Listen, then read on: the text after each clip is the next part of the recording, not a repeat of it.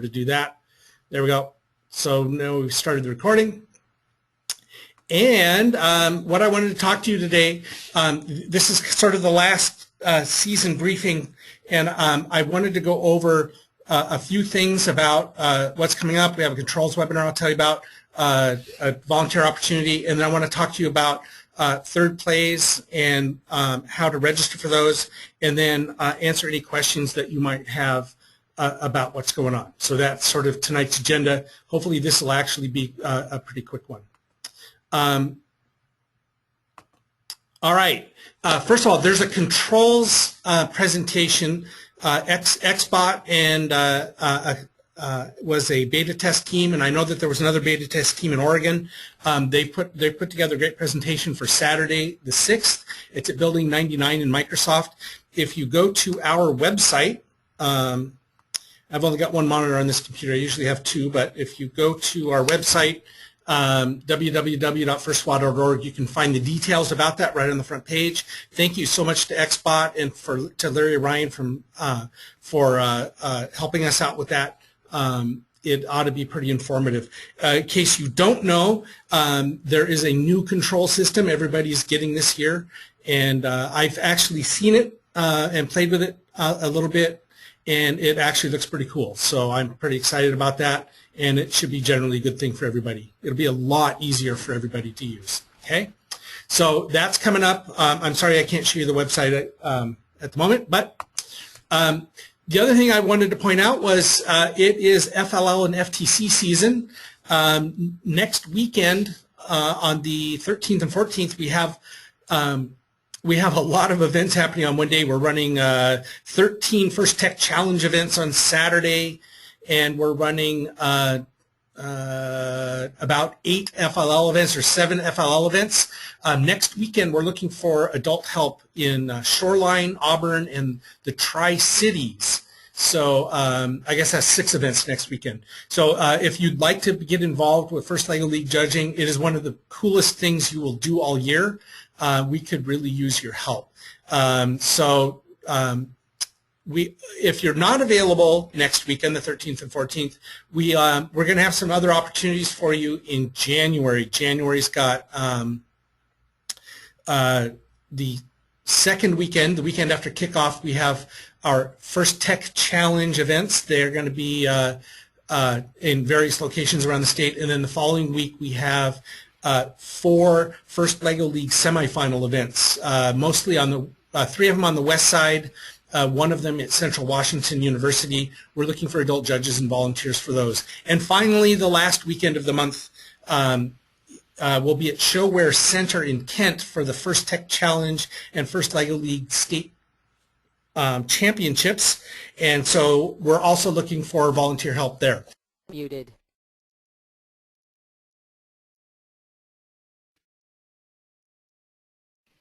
Unmuted. Oh, Adrian just muted me. Sorry about that. Sorry.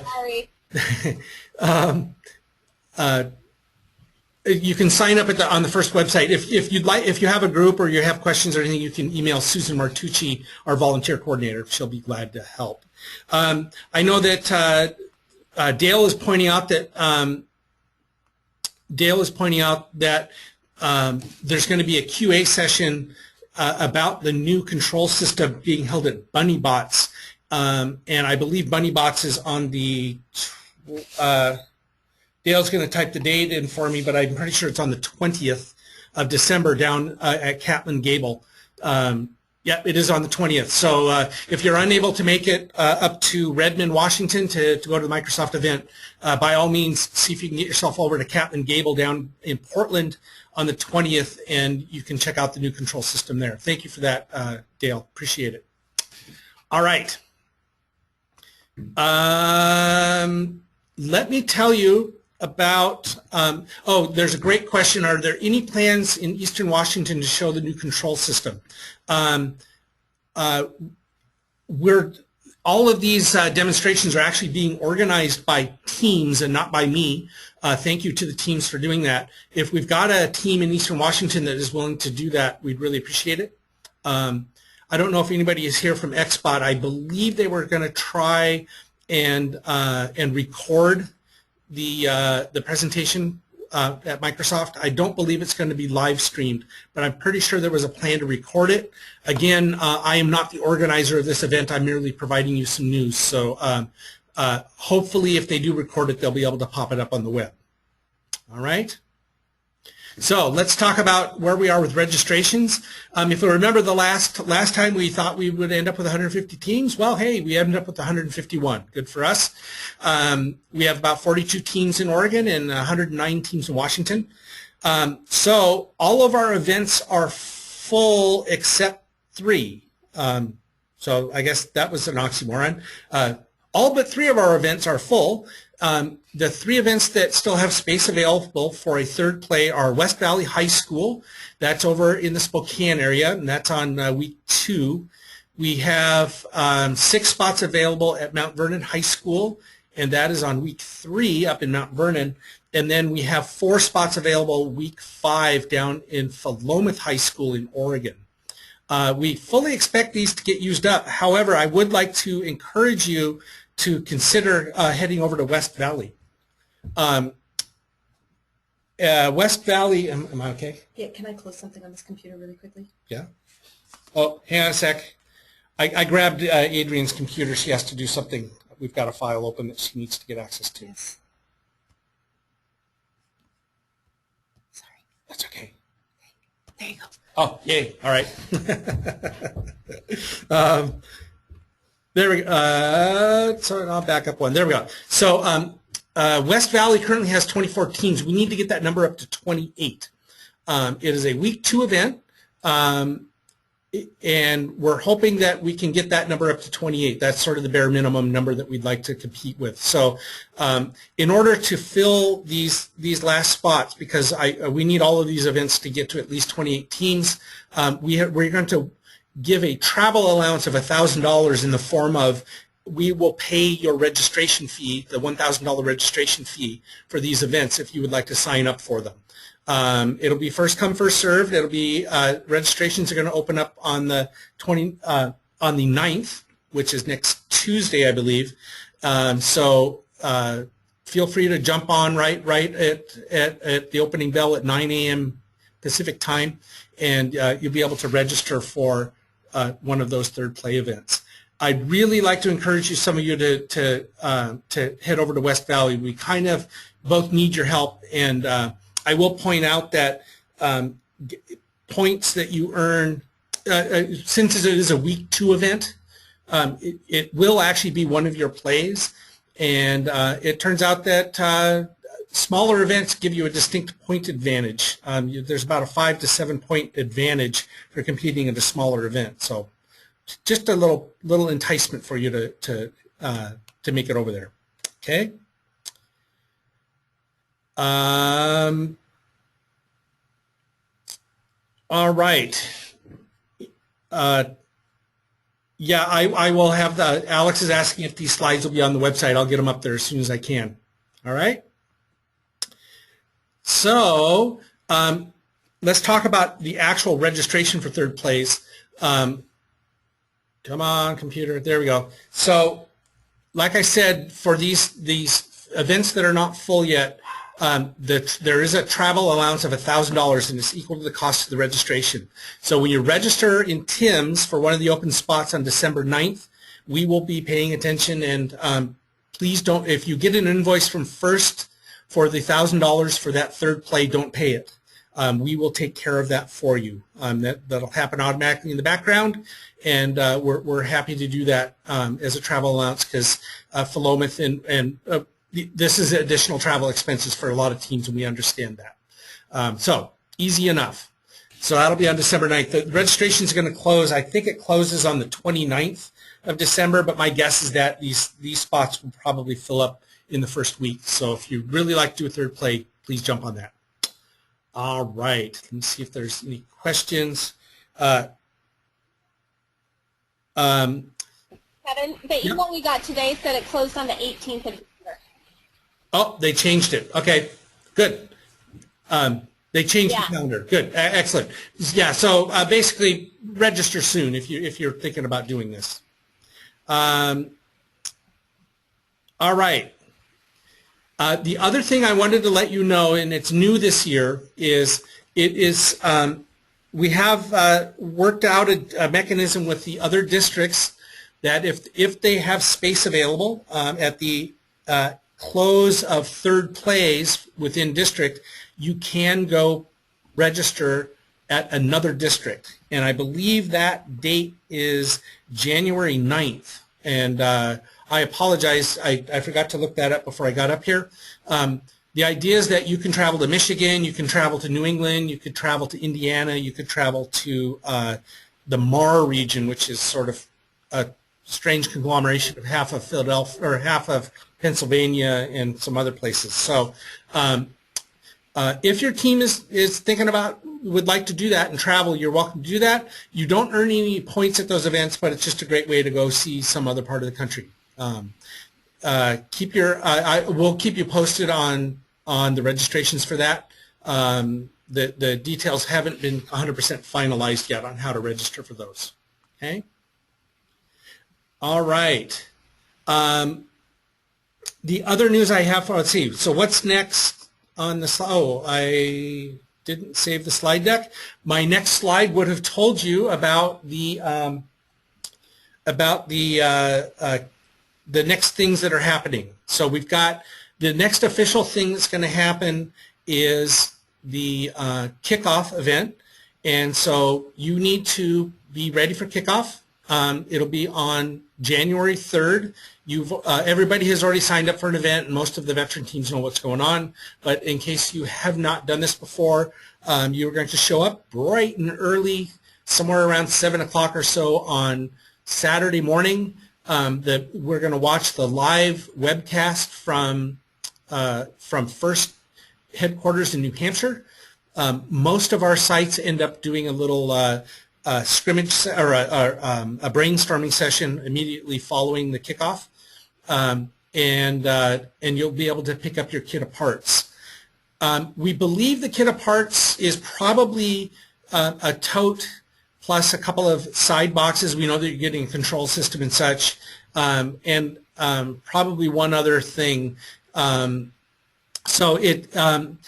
You obviously don't want to come with a motorcycle, but you probably don't need a pickup truck. So you could probably fit into a car or a Suburban or a hatchback or a van or something like that.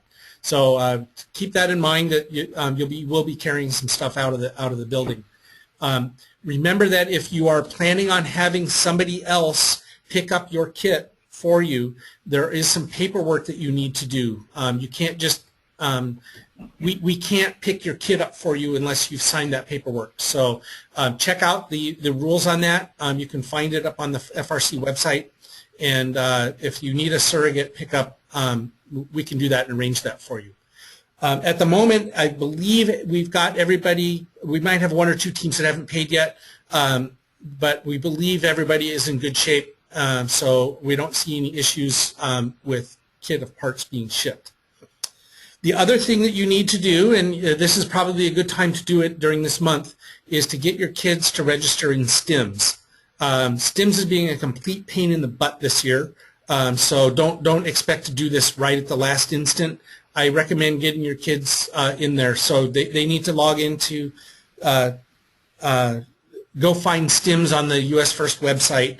The students this year have to submit their email address. They have to get their parents to confirm it first. Then they have to go back in and assign themselves to a team number, and then you'll get notified. It's different than it's been in the past.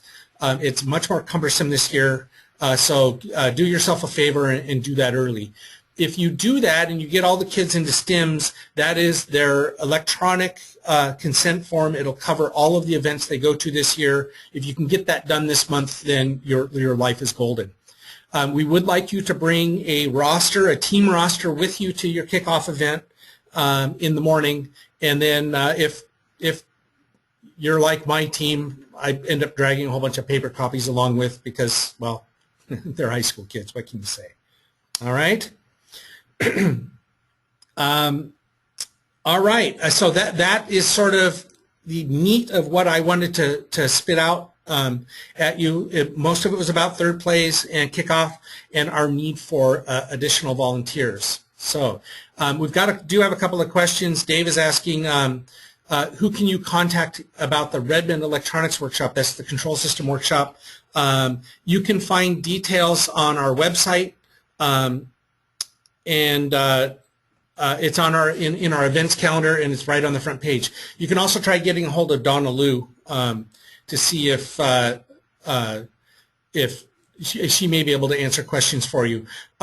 The staff at Washington First Robotics we know that the event is happening, and we know that there's a sign-up sheet on our website. Aside from that, everything we know about it is on our website, so we're not really able to help a whole lot on that.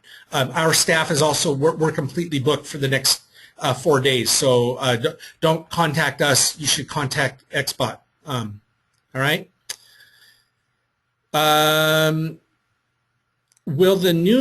Will all the new electronic parts be included in the kit of parts? Pneumatics, board? Yes, the kit of parts should have everything in it in order to make it work. We don't know a whole lot about the kit of parts other than what's published on the FIRST website. Okay. Dale has asked a very good question. Do I have an update on the number of teams that will qualify for St. Louis from the Pacific Northwest Championships? Yes. I can tell you that they will tell me the exact number of teams on the 9th. They won't know until the 9th. And so we actually have a conference call with FIRST explicitly about this particular piece of information. I will tell you it will be somewhere in the neighborhood of 32. We get an allocation based on the percentage of the teams that we have nationally. It will be somewhere between around 32, maybe 33 teams. That's up from 24 last year. So we're still going to send 3 chairmen, 2 engineering inspiration, and 1 rookie all-star, and then the rest of them will be based on your point rankings at the end of districts. I hope that answered your question, Dale. We will publish better information about that. My apologies, by the way, our website is way, way, way out of date. I've had a rather tumultuous season this year in not having to do with FIRST, but with some family issues.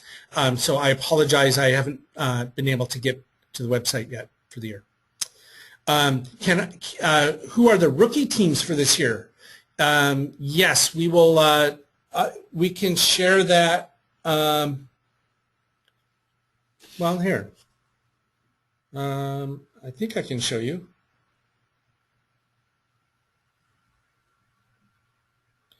Hey, Adrian, what do you know about, Mike has asked a great question. Our Gear Up advisor wants to invite non-team members to kick off as well. Do they need to sign a consent form? I can't hear you, Adrian. That's a very good question. I will find out. Oh, you can't hear me? No, I can now, yeah. You can't hear me? I can hear you. Oh, okay, good. I don't know the answer to that. I will find out and I'll let you know, Mike. That's really cool. Okay. They can, yeah. Okay. Dale is asking where we are on group buys for the tickets for the year. So we believe, so we have the flight. Go ahead. Adrian, you know the answer to this better than I do. We have 200 tickets reserved again. I was not able to get any more. We have 100 going out Tuesday, 100 going out Wednesday, 100 flying home Sunday, and 100 flying home Monday. We've not yet determined how we're going to divide those up among teams. We need to know how many teams are going before we can decide how exactly we're dividing those up. Dale, so the flights, we were unable to get flights out of Portland. We were able to do this with a direct flight from Alaska out of Seattle, but they were unwilling to do it out of Portland, and we apologize about that. Well, Go ahead. The problem with Portland, the Portland flight ties into Seattle, so we couldn't get any additional tickets because it was going to be too complicated, and Alaska wasn't willing to do it. So we sincerely apologize about that. Alaska was complicated, but to their benefit or our benefit, Alaska has been very gracious about not requiring us to pay up front for all of the tickets. That graciousness extends as far as Alaska. The other airlines all wanted us to front all of the money for all of the travel, and we just honestly don't have that kind of cash. We already have to put down a fairly substantial deposit for the Alaska tickets, but it's just a deposit. It's like $50 a ticket or something like that. So we're already committing 10 grand to it. The other ones, we'd have to come up with 250 grand in cash, and we just honestly don't have that kind of cash. If we did, we'd give it to you guys. And Kevin, also to mention with this last minute, I mean, Alaska Airlines spends a tremendous amount of time booking these, putting all the names down on the flight. So they really do go out of their way and have gone above and beyond to try and accommodate us. Yeah. So we will continue to seek out an answer to that because we did try to get the logistics to work out of Portland, but it crumbled. We really apologize about that. Okay, so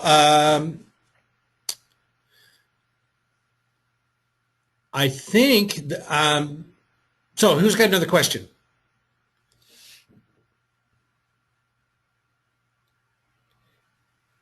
Oh, and hey, Mike, if you don't hear from us, I don't think that unless you hear from us, let's assume that the non-team member guests that you invited most likely don't need a consent form. We'll just go with that, and I will apologize to first if I was wrong.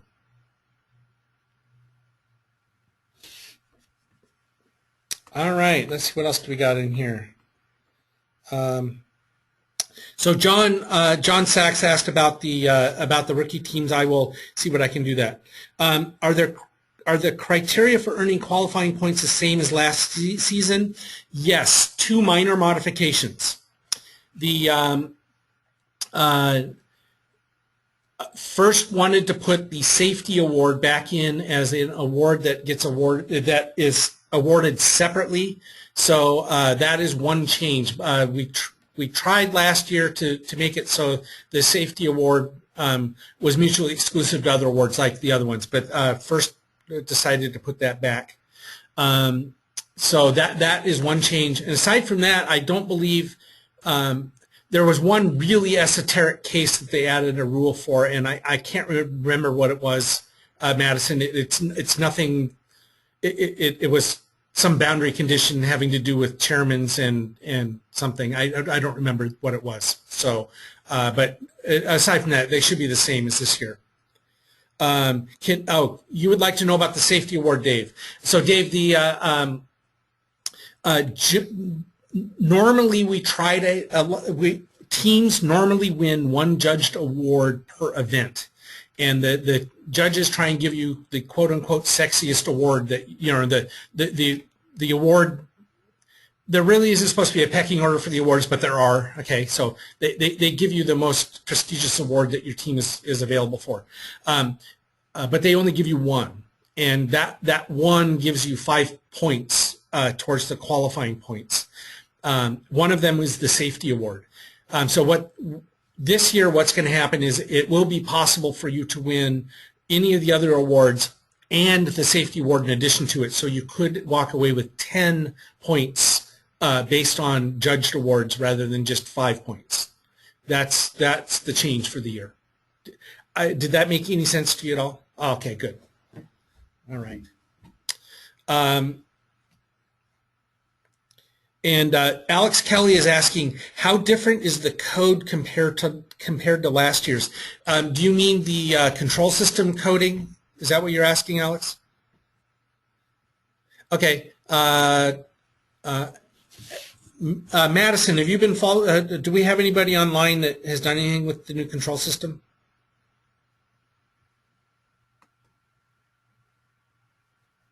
Whoops. Hopefully I didn't just close that. Okay, let me try this. I hate these touchpad mice, rats. So anyway, it looks like, there we go. The code is roughly the same as what Dale is saying. Dale, you have a microphone. I'm going to turn your microphone on, I think. I wanted to let you talk. There you are. We are going to unmute Dale Yoakum, I think. Hi, Dale. Are you there? Oh, I am. Hey, good to hear from you. So, the control system, in a nutshell, it's different, but it's still fairly familiar. Is that a good way of putting it? Yeah, I mean, there's folks on my team that have been using the CREO, of course, for years, and when we switched over to the RoboRio for a couple of bunny bots, it took them all of an afternoon to feel fine about it from a hardware standpoint. From a software standpoint, there's new WPI lib, stuff going on. I don't know much about the LabVIEW side. We're more of a Java house ourselves, but there hasn't been any major, pulling of hair to, go over to the new RoboRio. So that's probably the least of things to worry about for most teams. Yeah, and so I think I was really excited about the new form factor. I think it's if you've used the CREO, everybody that has the CREO, it's that big bulky box and it's got those crazy connectors on it and stuff. The new one is really kind of nice. It's sort of laid out to work for FIRST, and they got rid of all those crazy connectors, and you can plug stuff right in. I think it's going to be a good thing. What do you think, Dale? Oh yeah, absolutely. I mean, for those that have been around since way before the CREO, it's actually more like the control system was back in 2005 from a actual form factor standpoint, but it's got a real computer in there, which is awfully nice. Yeah. So we're all looking forward to seeing the great things that come out of that. I did get an opportunity. The engineers that actually built that are some of my first Tech Challenge judges at World Championships when I do that, and so I got to sit down with them for quite a while and talk through what they did. And they're very thoughtful people, and I think they did a really good job. The only thing I dislike about it is the power connector is still funky, but that's okay. Yeah, CAN is used an awful lot more in this new system. So there's a high-speed serial bus that you can use for your speed controllers, which you can do with the CREO, but it's also used for like the pneumatics control module and the power distribution board and so on. Oh, really? Okay, cool. Yeah, so there'll be a lot of good stuff to learn this year. There'll be some differences. There's bound to be a hiccup or two, but we'll work through it as a group, and I'm looking forward to it. Looking forward to it. All right, thanks, Dale. Oh, hey, Dale. How's BunnyBots looking? Oh, fantastic! Yeah, we're actually maxed out, so we have a full complement of 24 teams coming to BunnyBots on the 20th of December. And it's a pretty wacky game this year with all kinds of things that FIRST would never try to do themselves. Things like frame incursion is perfectly legal, for example. So it should be kind of a nice demolition derby. Hey, if somebody wanted to come and spectate, what would you say if they wanted to come for a couple hours? What would be the best time to be there? Well, the final matches start at 3 o'clock, so we'll be doing qualification matches from 10 to 3, and then we're into the final matches. So yeah, I would say probably in the afternoon when we've all kind of learned how to drive our robots would be a good time. Great. And that's at Catlin Gable High School, which is, I can't remember the city. It's actually in Portland, Oregon. And so if you go to team1540.org/bunnybots, you'll find out more than you ever want to know about it. Outstanding. Well, very cool. Thanks, Dale. And then you were saying that you were going to have a Q&A session about the control system there as well? Yeah, so at lunchtime there, probably from 12:15 to 1 o'clock, we'll have a Q&A session on it there. We'll have one or two bunny bots that have the new Robo Rio in it, and we'll also have some of the parts that people can look at and so on. All right. Well, yeah, that'll be pretty cool. That'll be very cool. I will be in Phoenix that day, but I will be thinking of you while it's warm. Yeah, okay. All right. Thanks, Dale. All right. If anybody else have any questions? All right, well, good. Thank you all for attending. We won't belabor this out too long. I'm looking forward to seeing everybody at a kickoff event, and this ought to be just a great season. And remember, if you're looking for a community service, or if your team is kind of itching to get some extra street cred for being part of First LEGO League and First Tech Challenge, we are definitely looking for volunteers. These are great opportunities for students and alumni and mentors to get a little more involved in the rest of the FIRST community. So feel free to either contact us or just go straight up to the US FIRST website. I'll back this up so you can see that link again. And we would love to have you come and volunteer and help us out. And it isn't just Washington State that looks for volunteers. They're looking for volunteers in Oregon as well. And we're all using VIMS this year. So by all means, get in there and volunteer. Thanks, everybody, and we will see you at kickoff.